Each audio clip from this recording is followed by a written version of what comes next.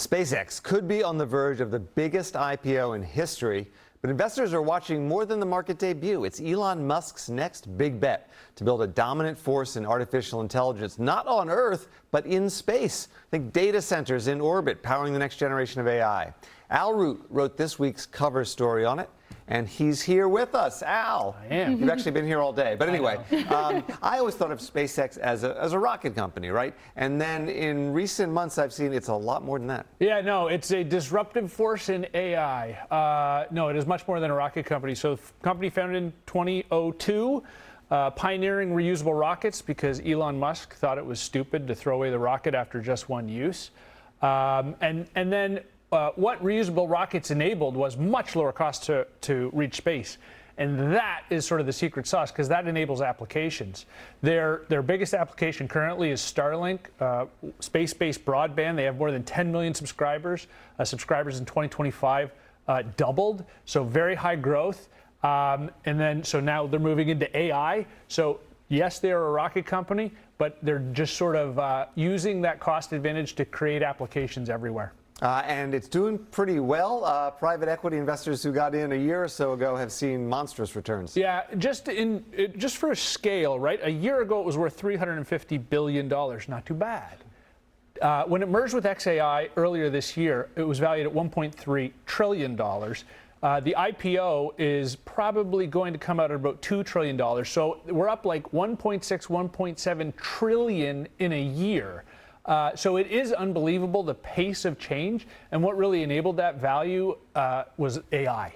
So help us understand, these are all great applications. Why is it so important to Elon Musk to merge them into one company? Well, I think that convergence, it's not just a sci-fi idea, that eventually Tesla and SpaceX will be under one company.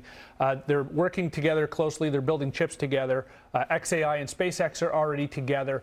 And what you're really doing, if you're Elon, is you're building an AI conglomerate that goes all the way from chips to applications, whether those applications are chatbots or self-driving cars.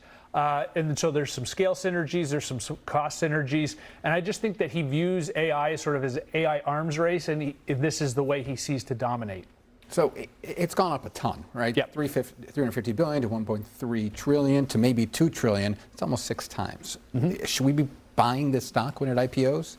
So I am a fan of SpaceX stock. Yes, Andrew Barry, just something happened to Andrew Barry right now. I understand that, it's not necessarily a value investment. There's two things. You have to put on your growth hat. It's growing very fast. It has an insurmountable competitive moat.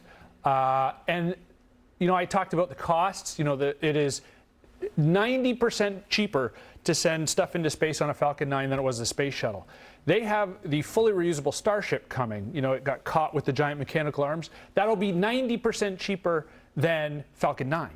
So that's going to enable a whole host of applications, including data centers in space.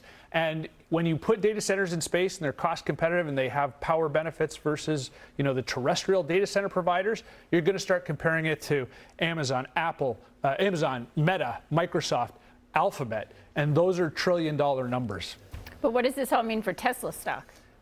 Tesla, we've talked about it on this panel, and this will generate some emails. It's stagnated, right? Car sales are flat to falling. They're late on robotaxi expansion. We would love for them to make humanoid robots, but China's making advancements where we're not really seeing what's happening in the Tesla robot lab. So if you're going to play it, and play this theme of convergence, I would stick with SpaceX, and I would still wait to see Tesla start delivering on some of these AI dreams. So putting data centers in space, very on brand for Elon Musk. Mm-hmm. But tell us why it actually has practical benefits. Well, so so the Colossus, the XAI data center, was built for about $4 billion. When you get that's the one that's the size of like 2 Central Parks. Yeah, and it's in Memphis, and the annual power bill is like $200 million. You can imagine a future, credibly, where it's the same to build it in space, and then you have no power bill for the rest of your life, right? Because you're just powered by the sun. So you could end up having a cost advantage, and we know what's happening to power prices, water prices, not in my backyard for AI data centers on the ground. It's unlimited real estate in space. So it is a credible plan. And when people roll their eyes at me, and again, there's a host of issues and things like that, but you know, we didn't think Starlink was going to work, and now it has 50% EBITDA margins and it's growing at 100%.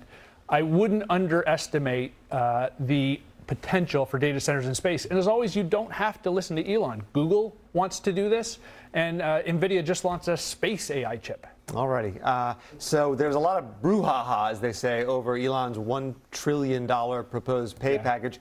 I'm guessing one way or another, he's going to hit that number. Yeah, there are M&A clauses, but there's no conspiracy. Just assume that Elon's going to get richer. Alrighty. That's a safe assumption. Thanks, Al.